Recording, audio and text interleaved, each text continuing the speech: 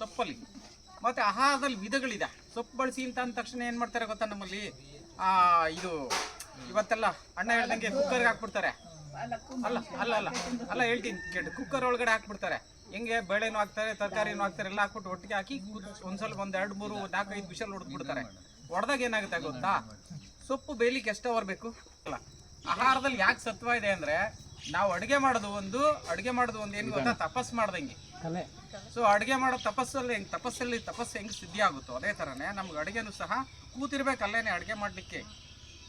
ಏನು ನಮಗೆ ಏನು ಸತ್ವಗಳಿದಾವಲ್ಲ, ಸೊ ಮೆಟಲ್ ಅಯಾನ್ಸ್ ಇನ್ ಬಯೋಲಾಜಿಕಲ್ ಸಿಸ್ಟಮ್ಸ್ ಅಂತ ಇದೆ. ಅಂದರೆ ಮೆಟಲ್ ಅಯಾನ್ಸ್, ಈಗ ನಮಗೆ ಬಾಡಿ ಕ್ಯಾಲ್ಸಿಯಂ ಬೇಕು, ನಾವು ಡೈರೆಕ್ಟ್ ಕ್ಯಾಲ್ಸಿಯಂ ತಿನ್ಲಿಕ್ಕಾಗಲ್ಲ. ನಮ್ಗೆ ಐರನ್ ಬೇಕು, ಐರನ್ ತಿನ್ಲಿಕ್ಕಾಗಲ್ಲ. ಮತ್ತು ಕೆಲವು ಕಾಂಬಿನೇಷನ್ ಇದೆ. ಟೊಮೊಟೊ ಇಲ್ದಲ್ಲಿ ಯಾರು ಅಡುಗೆ ಮಾಡ್ತೀರಾ, ಅಲ್ಲಿ ಕ್ಯಾಲ್ಸಿಯಂ ಇದೆ, ಐರನ್ ಇದೆ. ಇವೆಲ್ಲ ಏನಾಗುತ್ತೆ, ಮೆಟಲ್ ಜೊತೆ ರಿಯಾಕ್ಟ್ ಆಗಿ ಕ್ಯಾಲ್ಸಿಯಂ ಆಕ್ಸಿಲೇಟ್ ಆಗುತ್ತೆ. ಕ್ಯಾಲ್ಸಿಯಂ ಆಕ್ಸಿಲೇಟ್ ಆದಾಗ ಲಿವರಲ್ಲಿ, ಕಿಡ್ನಿನಲ್ಲಿ ಸ್ಟೋನ್ಗಳು ಫಾರ್ಮೇಷನ್ ಆಗುತ್ತೆ. ಬೇರೆ ಏನೆಲ್ಲ ನೀವು ಕಲ್ಲು ತಿಂದ್ರಲ್ಲ, ಕಲ್ಲುಗಳು ಸ್ಟೋನ್ ಆಗೋದು. ಸೊ ಆಕ್ಸಿಲೇಟ್ ಆಗೋದ್ರಿಂದ, ಆಕ್ಸಿಲೇಟ್ ಎಲ್ಲಿಂದ ಆಗುತ್ತೆ, ಟೊಮೊಟೊದಲ್ಲಿ ಬರುತ್ತೆ. ಸೊ ಟೊಮೊಟೊ ಬಳಸೋದು ಬಿಡ್ರಿ, ಅದು ನಮ್ದಲ್ಲ. ನೀವು ಅದ್ರ ಬದಲಿಗೆ ನಮಗೆ ಇಡೀ ಸೊಪ್ಪು, ಹುಳಿಕಾಯಿ, ಈಗ ಅಣ್ಣಂಗೆ ಗೊತ್ತಿರೋ ಸೊಪ್ಪು, ನಮಗೆ ಗೊತ್ತಿರೋ ಸೊಪ್ಪು ಲೆಕ್ಕ ಹಾಕೊಂಡ್ರೆ ಒಂದು ದಿವ್ಸಕ್ಕೆ ಒಂದೊಂದು ಸೊಪ್ಪು ತಿಂದ್ರೂ ಇನ್ನು 1.5 ವರ್ಷ 2 ವರ್ಷ ಬೇಕೀಗ, ಹೌದಲ್ಲ. ನೀವು ಏನು ಮಾಡಿ ಅಂದರೆ, ಈಗ ಬರ್ಕೆ ಸೊಪ್ಪು ಹೇಳ್ತಾರೆ, ಬರ್ಕೆ ಸೊಪ್ಪಿನ ಸಾರು ತುಂಬ ಅಂದರೆ ತುಂಬಾ ಒಳ್ಳೆಯದು. ಆದರೆ ಇದೇನು ಮಾಡಿ ಅಂತಂದರೆ, ಬರ್ಕೆ ಸೊಪ್ಪು ತುಂಬ ಒಳ್ಳೆಯದು, ಬಳಸಿ. ಸೊ ಇಂಡಿವಿಜುವಲ್ ಒಂದೊಂದೇ ಸೊಪ್ಪು ಮಾಡಿ. ಸೊಪ್ಪನ್ನ ಬೇಯಿಸ್ಬಿಟ್ಟು ಅದ್ರ ನೀರನ್ನ ಚೆಲ್ಬಿಟ್ಟು ಯೂಸ್ ಮಾಡಬೇಕು ಅಂತಾರೆ. So what is the concept of that? ಆಹಾರದಲ್ಲಿ ಎಷ್ಟು ವಿಧ ಇದೆ ಗೊತ್ತಾ, ಪತ್ರ, ಫಲ, ಅಂಬು, ಕಂದಾಂಬೂಲ ಅಂತ ಇದೆ.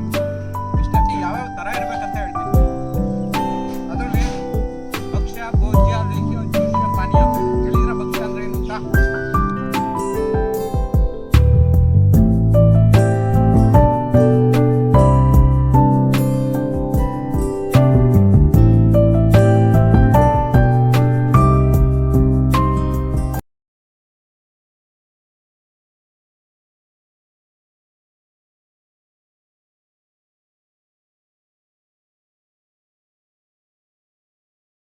But all proteins are not an amino acids. ಓದಿರಲ್ವಾ ಏನಂಗಂದ್ರೆ, ಹೌದಲ್ವಾ? ಸುಮ್ಮನೆ ಹೇಳಕ್ಕೆ ಇಟ್ಕೊಂಡ್ರು. ನೀವು ಸೊಪ್ಪು ಬಳಸ್ರಿ, ಸೊಪ್ಪಲ್ಲಿ. ಮತ್ತು ಆಹಾರದಲ್ಲಿ ವಿಧಗಳಿದೆ. ಸೊಪ್ಪು ಬಳಸಿ ಅಂತ ಅಂದ ತಕ್ಷಣ ಏನು ಮಾಡ್ತಾರೆ ಗೊತ್ತಾ ನಮ್ಮಲ್ಲಿ, ಇದು ಇವತ್ತೆಲ್ಲ ಅಣ್ಣ ಹೇಳ್ದಂಗೆ ಕುಕ್ಕರ್ಗೆ ಹಾಕ್ಬಿಡ್ತಾರೆ. ಅಲ್ಲ ಅಲ್ಲ ಅಲ್ಲ ಅಲ್ಲ ಹೇಳ್ತೀನಿ ಕೇಳಿ, ಕುಕ್ಕರ್ ಒಳಗಡೆ ಹಾಕ್ಬಿಡ್ತಾರೆ. ಹೆಂಗೆ ಬೇಳೆನೂ ಹಾಕ್ತಾರೆ, ತರಕಾರಿನೂ ಹಾಕ್ತಾರೆ, ಎಲ್ಲ ಹಾಕ್ಬಿಟ್ಟು ಒಟ್ಟಿಗೆ ಹಾಕಿ ಒಂದ್ಸಲ 1, 2, 3, 4, 5 ವಿಷಲ್ ಹೊಡೆದ್ಬಿಡ್ತಾರೆ. ಹೊಡೆದಾಗ ಏನಾಗುತ್ತೆ ಗೊತ್ತಾ, ಸೊಪ್ಪು ಬೇಯಲಿಕ್ಕೆ ಎಷ್ಟು ಅವರ್ ಬೇಕು? ನಮ್ಮ ಅಜ್ಜಿ ಅರ್ಧ ಗಂಟೆ ಹೇಳಿದ್ರು ಮೇಡಮ್.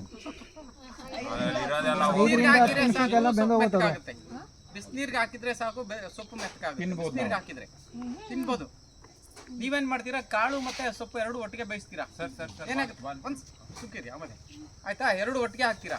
ಏನಾಗುತ್ತೆ, ಬೇಯಿಸಿ ಸಾಯಿಸ್ತೀರಾ, ಇಲ್ಲ ಸಾಯಿಸಿ ಬೇಯಿಸ್ತೀರಿ. ಎರಡೂ ಉಪಯೋಗಕ್ಕೆ ಬರಲ್ಲ, ಹೌದಲ್ಲ. ಆಹಾರದಲ್ಲಿ ಯಾಕೆ ಸತ್ವ ಇದೆ ಅಂದರೆ, ನಾವು ಅಡುಗೆ ಮಾಡೋದು ಒಂದು ಏನು ಗೊತ್ತಾ, ತಪಸ್ ಮಾಡ್ದಂಗೆ. ಸೊ ಅಡುಗೆ ಮಾಡೋ ತಪಸ್ಸು ಹೆಂಗೆ ಸಿದ್ಧಿ ಆಗುತ್ತೋ ಅದೇ ಥರನೇ ನಮ್ಗೆ ಅಡುಗೆನೂ ಸಹ ಕೂತಿರ್ಬೇಕಲ್ಲೇನೆ ಅಡುಗೆ ಮಾಡಲಿಕ್ಕೆ. ಸುಮ್ಮನೆ ವಿಷಲ್ ಹಾಕೊಂಡ್ಬಿಟ್ಟು ಯಾವುದೋ ಒಂದು ಸೀರಿಯಲ್ ನೋಡ್ತಕ್ಕ 3 ವಿಷಲ್ ಆಗಿಲ್ಲ, 4 ಆಗಿಲ್ಲ ಅಂತ ಕಾಯ್ಕೊಂಡು ಕೂತ್ಕೊಳ್ಳೋದ್ರ ಬದಲು, ಸೊ ಅದರಲ್ಲಿ ಇರೋವಂಥ ಏನಾಗುತ್ತೆ ಅಂದರೆ, ಸೊ ಏನು ನಮಗೆ ಏನು ಸತ್ವಗಳಿದಾವಲ್ಲ, ಸೊ ಮೆಟಲ್ ಅಯಾನ್ಸ್ ಇನ್ ಬಯೋಲಾಜಿಕಲ್ ಸಿಸ್ಟಮ್ಸ್ ಅಂತ ಇದೆ. ಅಂದರೆ ಮೆಟಲ್ ಅಯಾನ್ಸ್, ಈಗ ನಮಗೆ ಬಾಡಿ ಕ್ಯಾಲ್ಸಿಯಂ ಬೇಕು, ನಾವು ಡೈರೆಕ್ಟ್ ಕ್ಯಾಲ್ಸಿಯಂ ತಿನ್ಲಿಕ್ಕಾಗಲ್ಲ. ನಮ್ಗೆ ಐರನ್ ಬೇಕು, ಐರನ್ ತಿನ್ಲಿಕ್ಕಾಗಲ್ಲ. ಮತ್ತು ಕೆಲವು ಕಾಂಬಿನೇಷನ್ ಇದೆ. ಟೊಮೊಟೊ ಇಲ್ದಲ್ಲಿ ಯಾರು ಅಡುಗೆ ಮಾಡ್ತೀರಾ? ಟೊಮೊಟೊ ಏನಕ್ಕೆ ಒಳ್ಳೇದಲ್ಲ ಅಂತ ಅಂದರೆ, ಟೊಮೊಟೊದಲ್ಲಿ ಆಕ್ಸಾಲಿಕ್ ಆಸಿಡ್ ಕಂಟೆಂಟ್ ಇದೆ, ಅವ್ರು ಕೇಳಿ ಹೇಳ್ತಾರೆ. ಸೊ ಈ ಆಕ್ಸಾಲಿಕ್ ಆಸಿಡ್ ಕಂಟೆಂಟ್ ಏನಾಗುತ್ತಪ್ಪ ಅಂದರೆ, ಈ ಕ್ಯಾಲ್ಸಿಯಂ ಜೊತೆ, ಈ ಸೊಪ್ಪಿನಲ್ಲಿ ಕ್ಯಾಲ್ಸಿಯಂ ಇದೆ, ಐರನ್ ಇದೆ, ಇವೆಲ್ಲ ಏನಾಗುತ್ತೆ, ಮೆಟಲ್ ಜೊತೆ ರಿಯಾಕ್ಟ್ ಆಗಿ ಕ್ಯಾಲ್ಸಿಯಂ ಆಕ್ಸಿಲೇಟ್ ಆಗುತ್ತೆ. ಕ್ಯಾಲ್ಸಿಯಂ ಆಕ್ಸಿಲೇಟ್ ಆದಾಗ ಲಿವರಲ್ಲಿ, ಕಿಡ್ನಿನಲ್ಲಿ ಸ್ಟೋನ್ಗಳು ಫಾರ್ಮೇಷನ್ ಆಗುತ್ತೆ. ಬೇರೆ ಏನೆಲ್ಲ ನೀವು ಕಲ್ಲು ತಿಂದ್ರಲ್ಲ, ಕಲ್ಲುಗಳು ಸ್ಟೋನ್ ಆಗೋದು. ಸೊ ಆಕ್ಸಿಲೇಟ್ ಆಗೋದ್ರಿಂದ, ಆಕ್ಸಿಲೇಟ್ ಎಲ್ಲಿಂದ ಆಗುತ್ತೆ, ಟೊಮೊಟೊದಲ್ಲಿ ಬರುತ್ತೆ. ಸೊ ಟೊಮೊಟೊ ಬಳಸೋದು ಬಿಡ್ರಿ, ಅದು ನಮ್ದಲ್ಲ. ನೀವು ಅದ್ರ ಬದಲಿಗೆ ನಮಗೆ ಇಡೀ ಸೊಪ್ಪು, ಹುಳಿಕಾಯಿ, ಈಗ ಅಣ್ಣಂಗೆ ಗೊತ್ತಿರೋ ಸೊಪ್ಪು, ನಮಗೆ ಗೊತ್ತಿರೋ ಸೊಪ್ಪು ಲೆಕ್ಕ ಹಾಕೊಂಡ್ರೆ ಒಂದು ದಿವ್ಸಕ್ಕೆ ಒಂದೊಂದು ಸೊಪ್ಪು ತಿಂದ್ರೂ ಇನ್ನು 1.5 ವರ್ಷ 2 ವರ್ಷ ಬೇಕೀಗ, ಹೌದಲ್ಲ. ನೀವು ಏನು ಮಾಡಿ ಅಂದರೆ, ಈಗ ಬರ್ಕೆ ಸೊಪ್ಪು ಹೇಳ್ತಾರೆ, ಬರ್ಕೆ ಸೊಪ್ಪಿನ ಸಾರು ತುಂಬ ಅಂದರೆ ತುಂಬಾ ಒಳ್ಳೆಯದು. ಆದರೆ ಇದೇನು ಮಾಡಿ ಅಂತಂದರೆ, ಬರ್ಕೆ ಸೊಪ್ಪು ತುಂಬ ಒಳ್ಳೆಯದು, ಬಳಸಿ. ಸೊ ಇಂಡಿವಿಜುವಲ್ ಒಂದೊಂದೇ ಸೊಪ್ಪು ಮಾಡಿ, ತುಂಬ ಅಂದರೆ ತುಂಬಾ ಚೆನ್ನಾಗಿರೋದು. ಇವಾಗ ನಿಮಗೆ ಒಂದು 100 ಅಡಿ ಬಾವಿ ಹೊಡೆದ್ರೆ ನೀರು ಸಿಗುತ್ತಲ್ವಾ, 100 ಅಡಿ ಬಾವಿ ತೆಗೆದ್ರೆ ನೀರು ಸಿಗುತ್ತೆ ಅಂತ 5 ಅಡಿ ಒಂದು 20 ತಕ್ಕಬಿಡಿ ಅಲ್ವಾ. 5 ಅಡಿ 20 ತಕೊಂಡ್ರೆ ನಿಮ್ಗೆ ಏನಾಗುತ್ತೆ, ಯಾವ ಸೊಪ್ಪಿನ ಗುಣನೂ ಗೊತ್ತಾಗಲ್ಲ. ಒಂದು ದಿವಸ ಬಸ್ಲೆ ಸೊಪ್ಪು ಹಬ್ಬದ ಥರ ಎಂಜಾಯ್ ಮಾಡಿ, ಒಂದು ದಿವಸ ಒಂದೆಲ್ಗದ್ದು ನೀವೇನ್ರಿ ಅದು ಏನಾರ ಮಾಡ್ಕೊಳ್ರಿ. ಈಗ ರೊಟ್ಟಿ ಮಾಡ್ತೀರಾ, ರೊಟ್ಟಿಗೆ ಒಂದೆಲ್ಗ ತಗೊಳ್ಳಿ, ಪಟಿಕೆ ಸೊಪ್ಪು ತಗೊಳ್ಳಿ, ನಮ್ಮ ಬಲ ಅತಿ ಬಲ ಇದೆಯವಲ್ಲ ಅದು ತಗೊಳ್ರಿ. ದೋಸೆ ಮಾಡ್ತೀರಾ ದೋಸೆಗೆ ಹಾಕೊಳ್ರಿ, ಇಡ್ಲಿ ಮಾಡ್ತೀರಾ ಇಡ್ಲಿಗೆ ರುಬ್ಕೊಳ್ರಿ. ಜಸ್ಟ್ ರೊಟ್ಟಿ ಬಡದ್ರಾಯ್ತು, ಗ್ರೀನ್ ರೊಟ್ಟಿ ಆಗುತ್ತೆ. ಅಷ್ಟು ಅದ್ಭುತವಾಗಿರೋ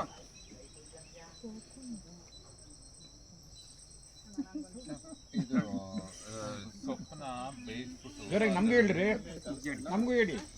ಸೊಪ್ಪನ್ನ ಬೇಯಿಸ್ಬಿಟ್ಟು ಅದ್ರ ನೀರ್ನ ಚೆಲ್ಬಿಟ್ಟು ಯೂಸ್ ಮಾಡಬೇಕು ಅಂತಾರೆ. So what is the concept of that? ಅದಕ್ಕೇನೋ ಪೆಸ್ಟಿಸೈಡ್ಸ್ ಹೊಡೆದಿರ್ತಾರೆ, ಅದ್ರದ್ದು ಔಷಧಿದು ನೋ ಆಕ್ಚುಲಿ ಐ ನೋ ಕೇಳಿ ಏನಾಗುತ್ತೆ, ಹುಟ್ಟು ಗುಣ ಸುಟ್ರೆ ಹೋಗುತ್ತೆ ಅಂತ ಹೇಳ್ತಾರೆ. ಕೇಳಿದ್ರಾ? ಸುಟ್ರೆ ಹೋಗೋದು, ಸುಟ್ರೆ ಸುಡದಲ್ಲಿ ಬೆಂಕಿಲಿ ಹೋಗದಲ್ಲೇ ಇರುವಂಥದ್ದು ಯಾವುದೂ ಇಲ್ಲ. ಅದಕ್ಕೆ ಏನು ಮಾಡ್ಬೇಕಂದ್ರೆ, ಈಗ ಗಣಕೆ ಸೊಪ್ಪನ್ನ ಹಾಗೆ ತಿನ್ಲಿಕ್ಕಾಗಲ್ಲ, ಸ್ವಲ್ಪ ಕಹಿ ಇರುತ್ತೆ. ನೀವೇನು ಮಾಡಿ ಅಂದರೆ ಹಸಿ ಸ್ಮೆಲ್ ಹೋಗೋವರೆಗೂ ಒಂಚೂರು ಬಾಡಿಸಿ ಅಷ್ಟೇ. ಇನ್ನು ಸೊಪ್ಪುಗಳು ಬಾಡಿಸ್ಬೇಕಾದ್ರೆ ಏನು ಮಾಡ್ತಿದ್ರು, ನಾವು ಓಪನ್ನಾಗಿ ಹಂಗೆ ಸೊಪ್ಪುಗಳು ಬೇಯಿಸ್ಬೇಕಾದ್ರೆ ಏನು ಮಾಡ್ತಿದ್ರು, ಹಸಿ ಸ್ಮೆಲ್ಲು ಮೇಲ್ಗಡೆ ಎವಾಪರೇಟಾಗಿ ಹೋಗ್ತಾ ಇತ್ತು. ಇವಾಗ ನೀವು ಮುಚ್ಚಿರಲಿಲ್ಲ, ಸೊಪ್ಪು ಬೇಯಿಸ್ಬೇಕಾದ್ರೆ ಮುಚ್ಚಿರಲಿಲ್ಲ. ಅವಾಗ ಏನಾಗುತ್ತೆ ನಿಮಗೆ ಇವ್ರು ಹೇಳ್ದಂಗೆ ಆ ಥರ ಪ್ರಾಬ್ಲಮ್ ಬರುತ್ತೆ. ಸೊ ಅದ್ರಲ್ಲಿ ಏನಾಗಿರುತ್ತೆ, ತನ್ನನ್ನು ತಾನು ಕಾಪಾಡ್ಕೊಳ್ಳಿಕ್ಕೆ ಕೆಲವೊಂದು ಟಾಕ್ಸಿನ್ಸನ್ನ ಅದೇ ಇಟ್ಕೊಂಡಿರುತ್ತೆ. ಅದರ ಡಿಫೆನ್ಸ್ ಪರ್ಪಸ್ಗೋಸ್ಕರ.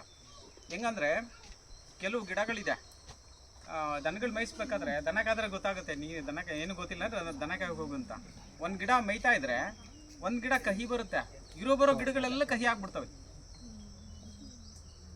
ಒಂದು ಮುಟ್ಟಿರ್ ಮುನಿನೂ ಅಷ್ಟೇ, ಮುಟ್ಟಿರ್ ಮುನಿ ಒಳಗಡೆ ತಿರುಗಿ ಒಂದೇ ಒಂದು ಸುಮ್ಮನೆ ಇಲ್ಲಿ ಮಡ್ಚ್ಕೊತು ಅಂದ್ರೆ ಬರೋ ಎಲ್ಲ ಮಡ್ಚ್ಕೊತಾ ಇರ್ತವೆ. ಯಾರೋ ಬರ್ತಾ ಇದ್ದಾರೆ ಅಂತ ಒಂದು ಸಿಗ್ನಲ್ ಪಾಸ್ ಆಗ್ತಾ ಇರುತ್ತೆ. ಸೊ ಅದು ನಮಗೆ ಗೊತ್ತಿಲ್ಲ ಅಂತ ಸೈನ್ಸ್, ಅದು ಇದುವರೆಗೂ ಕಂಡುಹಿಡಿಯಲಿಕ್ಕಾಗಿಲ್ಲ. ಅವು ಆ ಥರದ್ದೆಲ್ಲ ನೇಚರಲ್ಲಿ ಇದೆ, ಅದನ್ನು ಎಂಜಾಯ್ ಮಾಡ್ಕೋಬೇಕಷ್ಟು. ಹತ್ರದಲ್ಲಿ ಹೋದರೆ ನಿಮಗೆ ನೇಚರ್ ಅಂದರೆ ಏನು ಅನ್ನೋದು ಗೊತ್ತಾಗುತ್ತೆ. ನಮ್ಮ ಆಹಾರಗಳು ಅಷ್ಟೇ. ಇವಾಗ ಸೊಪ್ಪನ್ನ ಬೇಯಿಸಿದ್ರೆ ಅದನ್ನ ಎಲ್ಲ ಸೊಪ್ಪನ್ನು ಬೇಯಿಸ್ಬಿಟ್ಟು ಅದನ್ನ ನೀರು ಚೆಲ್ಬಿಟ್ಟು ಆಮೇಲೆ ಮತ್ತೆ ಇದು ಮಾಡ್ಕೊಳ್ರಿ ಅಂತಾರೆ. ಅಮ್ಮ ನಾನು ಹೇಳ್ತೀನಿ ಕೇಳಿ, ನಿಮಗೆ ಸೊಪ್ಪಿನ ನಮ್ಮಂಗೆ ಧೈರ್ಯ ಇದ್ದರೆ ತಿನ್ನಿ, ಇಲ್ಲ ಚೆಲ್ಬಿಟ್ಟಾರ ತಿನ್ನಿ. ನಿಮ್ಗೆ ಏನಾಗುತ್ತೆ ಅಂದರೆ ನ್ಯೂಟ್ರಿಯೆಂಟ್ ಸಿಗದಿರೋ ಪರವಾಗಿಲ್ಲ, ಫೈಬರ್ ಅಂತೂ ಸಿಗುತ್ತೆ. ಅಷ್ಟು ಉಳ್ಕೊಳ್ಳುತ್ತೆ ನಿಮಗೆ. ಬೆಳಗ್ಗೆ ನಿಂತೆ ಇಲ್ಲದೆ ಹೋಗಿ ಬರ್ಬೋದು ಅಷ್ಟೇ. ವಿಟಮಿನ್ಸು ಬೇಕು ಅಂತಂದರೆ ಬೇಯಿಸೋ ವಿಧಾನ ಬೇರೆ ಆಗುತ್ತೆ. ಇಲ್ಲ ನಿಮ್ಗೆ ಅಷ್ಟು ಭಯ ಇದ್ರೆ ಈ ಹುಣಸೆ ಹಣ್ಣಿನ ನೀರನ್ನ according to my knowledge what it is means, I know ನನ್ಗೇನು ಗೊತ್ತಿದೆ ಅಂದರೆ ಅದು ಡೈಜೆಸ್ಟ್ ಆಗೋದು ಸ್ವಲ್ಪ ಟೈಮ್ ತಗೊಳುತ್ತೆ ಅಂತ ನನಗೆ ಗೊತ್ತಿರೋದು. So that's why after strain the water ಆಮೇಲೆ ನೀವು ಇನ್ನು ಸ್ವಲ್ಪ ಬೇಕಂದ್ರೆ ನೀರು ಹಾಕ್ಕೊಂಡು ಯೂಸ್ ಮಾಡ್ಕೊಳ್ಳಿ ಅಂತ ನಾನು ಅನಿಸಿರೋದು. ನೀವು ಹೇಳಿದ್ದು ನಿಮ್ಮ ಮೇಸ್ಟ್ ಹೇಳಿದ್ದು ಕರೆಕ್ಟಾಗಿ ಹೇಳಿದ್ದಾರೆ. ಅದು ನಮ್ಮ ಮೇಸ್ಟ್ ಹೇಳ್ತಾ ಇರೋಂಥದ್ದು ಇದು. ಅದರಲ್ಲಿರೋ ವಿಟಮಿನ್ಸ್ ಎಲ್ಲ ಕಳಿಸ್ಬಿಡ್ತೀರಿ, ಫೈಬರ್ ಅಷ್ಟೇ ಉಳ್ಕೊಳ್ತದೆ. ಈಗ ನಿಮ್ಮ ಡಾಕ್ಟ್ರ್ ಹೇಳಿರೋಂಥದ್ದು ನಿಮ್ಮ ಸಂಡಾಸ್ ಹೋಗ್ಲಿಕ್ಕೆ ಮಾತ್ರ ಸರಿ ಮಾಡ್ತಾ ಇದ್ದಾರೆ. ವಿಟಮಿನ್ಸ್ ಬೇಕು ಅಂತ ಹೇಳ್ತಾ ಇಲ್ಲ ಅವರು. ಸೊ ವಿಟಮಿನ್ಸ್ ಬೇಕು ಅಂತ ಹೇಳಿದ್ರೆ ಎರಡೂ ತಗೊಳ್ಳಿ ಅಂತ ಸಾಹೇಬ್ರು ಹೇಳ್ತಿರೋದು. ನಿಮಗೆ ವಿಟಮಿನ್ಸ್ ಬೇಕಾ ಇಲ್ಲ ಬರೀ ಫೈಬರ್ ಅಷ್ಟೇ ಬೇಕಾ? ಬೋತ್ ಐ ನೀಡ್ ಆದರೆ follow in, otherwise you follow your doctor. ಇದ್ರೆ ಹುಳಿ ಜಾಸ್ತಿ ಇರುತ್ತೆ, ಹುಳಿ ತುಂಬಾ ಜಾಸ್ತಿ ಇರೋದ್ರಿಂದ ಹುಳಿ ಬೇಡ ಅಂತಾರೆ, ಹಾಗೆ ಮಾಡ್ತಾರೆ. ಹುಳಿ ಬೇಡ ಅನ್ನೋರು ಅಷ್ಟೇ, ಬೇರೆ ಏನು ಹಾಕ್ಬೇಕಾಗಿಲ್ಲ. ಎಂತ ಸೊಪ್ಪು ಹುಣಸೆದು ಹೇಳಿದ್ದು. ಅದು ಕಿಡ್ನಿ ಪೇಷಂಟ್ಗೆ ಅದನ್ನ ಯೂಸ್ ಮಾಡಬಾರ್ದು ಅಂತಾರೆ. ವಿಟಮಿನ್ಸ್ ಬೇಕು ಅಂತೀರಲ್ವಾ, ಸೊ ಅವ್ರಿಗೆ ಪ್ರೋಟೀನ್ಸ್ ತಡ್ಕೊಳ್ಳೋ ಶಕ್ತಿ ಇರಲ್ಲ ಕಿಡ್ನಿ ಪೇಷಂಟ್ಸ್ಗೆ. ಪ್ರೋಟೀನ್ ಡೈಜೆಸ್ಟ್ ಮಾಡೋದು ಕಿಡ್ನಿ, ಅದಕ್ಕೆ ಅದನ್ನ ತಗೋಬೇಡಿ ಅಂತ ಹೇಳ್ತಾರೆ. ಸರಿ ತಿಳಿಸಿ ಹೇಳ್ಬೇಕು, ನೆಟ್ ಕೇಳಲ್ಲ ಅವು. So only the fibre you should take. ಸರಿ ಇದೆ ನೋಡಿ, ಆಹಾರದಲ್ಲಿ ಡಾಕ್ಟರ್ ಸರಿ ಇದ್ದಾರೆ. ಆಹಾರದಲ್ಲಿ ಎಷ್ಟು ವಿಧ ಇದೆ ಗೊತ್ತಾ? ಪತ್ರ, ಫಲ, ಅಂಬು, ಕಂದ, ಮೂಲ ಅಂತ ಇದೆ. ಇಷ್ಟೇ. ಪತ್ರ ಅಂದ್ರೆ ಗೊತ್ತಲ್ಲ, ಎಲೆಗಳು, ಹಸಿರು ಎಲೆಗಳು. ಫಲ ಅಂದ್ರೆ ಹಣ್ಣು, ಅಂಬು ಅಂತ ಅಂದ್ರೆ ಸ್ವಲ್ಪ ನಾರು ಇರುವಂತವು, ಯಾವುದೇ ಆಗ್ಲಿ ನಾರು ಇರುವಂತವು. ಪತ್ರ, ಫಲ, ಅಂಬು, ಕಂದ ಅಂದ್ರೆ ಗೊತ್ತಲ್ಲ ಗಡ್ಡೆಗಳು. ಮೂಲ ಅಂದ್ರೆ ಬೇರುಗಳು, ಮೂಲಿಗೆ ಸಹ ಬೇರೆ. ಇದು ಇರಲೇಬೇಕು ಕಂಪಲ್ಸರಿ. ಮೂಲ ಅಂದ್ರೆ ಬೇರು. ಮತ್ತೆ ನೀವು ಅಡುಗೆ ಮಾಡಕ್ ಹೋದ್ರಾ? ಅಡುಗೆ ಮಾಡಕ್ ಹೋಗ್ಬೇಕಂತ ಅಂದ್ರೆ ಅಡುಗೆಯಲ್ಲಿ ಯಾವ್ಯಾವ ಥರ ಇರ್ಬೇಕಂತ ಹೇಳ್ತೀನಿ. ಅದರಲ್ಲಿ ಭಕ್ಷ್ಯ, ಭೋಜ್ಯ, ಲೇಹ್ಯ, ಚೂಷ್ಯ, ಪಾನೀಯ ಅಂತ ಇದೆ. ಕೇಳಿದ್ರಾ ಭಕ್ಷ್ಯ ಅಂದ್ರೆ ಏನು ಅಂತ? ಭಕ್ಷ್ಯ ಅಂದ್ರೆ ಏನು ಅಂತ ಗೊತ್ತಾ? ಕೇಳಿದ್ರಾ? ಭಕ್ಷ್ಯ ಅಂದ್ರೆ ಅಗದು ತಿನ್ನೋಂಥವೆಲ್ಲ ಭಕ್ಷ್ಯ, ಗೊತ್ತಾಯ್ತಲ್ಲ? ಜಗಿಬೇಕು. ಅಗ್ದು ತಿನ್ನೋಂಥವೆಲ್ಲ ಭಕ್ಷ್ಯಕ್ಕೆ ಬರ್ತವೆ. ಭೋಜ್ಯ ಅಂದ್ರೆ ನುಂಗು ಅಂತವು, ಮುದ್ದೆ ಎಲ್ಲ ನುಂಗ್ತೀವಿ, ರೊಟ್ಟಿನ ತಿಂತೀವಿ, ಇವು ಭೋಜ್ಯ, ಭಕ್ಷ್ಯ ಭೋಜ್ಯ. ಲೇಹ್ಯ ಅಂದ್ರೆ ನೆಕ್ಕುವಂಥದ್ದು, ಚೂಷ್ಯ ಅಂತ ಅಂದ್ರೆ ಚೀಪುವಂಥದ್ದು, ಪಾನೀಯ ಅಂದ್ರೆ ಕುಡಿಯುವಂಥದ್ದು. ಇಷ್ಟಿರ್ಲೇಬೇಕು ಕಂಪಲ್ಸರಿ. ಸುಮ್ಮನೆ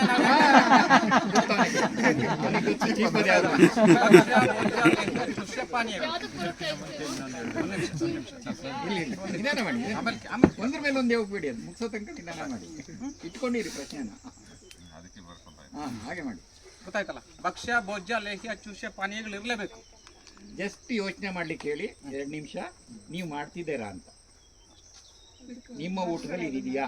ಇರಲೇಬೇಕು ಕಂಪಲ್ಸರಿ. ಇದಿಲ್ಲದೆ ಬೇರೆ ಏನೋ ಹಚ್ಚಿದ್ರೆ ಮೂಲ ಮಚ್ಚಿದಾಗ ಆಗುತ್ತೆ. ಮೂಲ ಸಮಸ್ಯೆಗಳಿದೆಯಲ್ಲ, ಮೂಲ ಸಮಸ್ಯೆ ಮುಗಿಯಲ್ಲ, ಅದು ಪರಿಹಾರ ಆಗಲ್ಲ. ಸರಿ ಹೇಳ್ರಿ, ಬೇಜಾರಾಗ್ಬಿಟ್ಟು ಬರ್ಕಂತಾಳೆ. ಫಸ್ಟ್ ಹೇಳಿದ್ರು ಪತ್ರ, ಫಲ, ಹಂಬು, ಕಂದ, ಮೂಲ. ಪತ್ರ, ಫಲ, ಹಂಬು. ಇದು ಆಯುರ್ವೇದದಲ್ಲಿ ಮೆನ್ಷನ್ ಆಗಿದೆ. ಪತ್ರ, ಫಲ, ಹಂಬು, ಕಂದ, ಮೂಲ ಅಂದ್ರೆ ಗಡ್ಡೆ, ಮೂಲ ಅಂದ್ರೆ ಬೇರು. ಬೇರುಗಳು. ಓಕೆ, ಮುಂದೋಗೋಣ. ಭಕ್ಷ್ಯ, ಭೋಜ್ಯ, ಇನ್ನು ಆಹಾರದಲ್ಲಿ ಇಲ್ಲ, ಮುಗಿಸ್ಬಿಡಿ. ನೀವು ಒಂದು ಕೆಲಸ ಮಾಡಿ. ಭಕ್ಷ್ಯ ತಿನ್ನುವಂಥದ್ದು, ಅದು ತಿನ್ನುವಂಥ ಆಹಾರಗಳು. ಭೋಜ್ಯ ಅಂದ್ರೆ ನುಂಗುವಂಥ ಆಹಾರಗಳು. ಆಮೇಲೆ ನೆಕ್ಕುವಂಥದ್ದು, ಚೀಪುವಂಥದ್ದು, ಕುಡಿಯುವಂಥದ್ದು ಅಷ್ಟೇ. ಇಷ್ಟಿರ್ಲೇಬೇಕು. ಸುಮ್ಮನೆ ಆಮೇಲೆ ನಾವು ಒಂದು ಹೊಟ್ಟೆ ಹಸಿದ ಲೇಹ್ಯ ನೆಕ್ಕೋದು.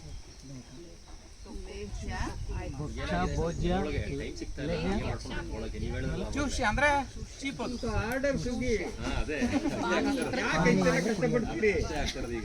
ಹೇಗಿದೆ ಮತ್ತೆ ಇದೆ, ನಿಮ್ಮ ಹೈಟೆಕ್ ಹಾಸ್ಪಿಟಲ್ಸ್ ಇದೆ, ಡೈರೆಕ್ಟ್ ಅಲ್ಲಿಗೆ ಹೋಗ್ಬೋದು. ಮತ್ತೆ ಯಾಕೆ ಚಿಂತೆ ಮಾಡ್ತೀರಿ? ಪಾನೀಯ, ಭಕ್ಷ್ಯ, ಭೋಜ್ಯ, ಲೇಹ್ಯ, ಚೂಷ್ಯ, ಪಾನೀಯ. Okay, go next.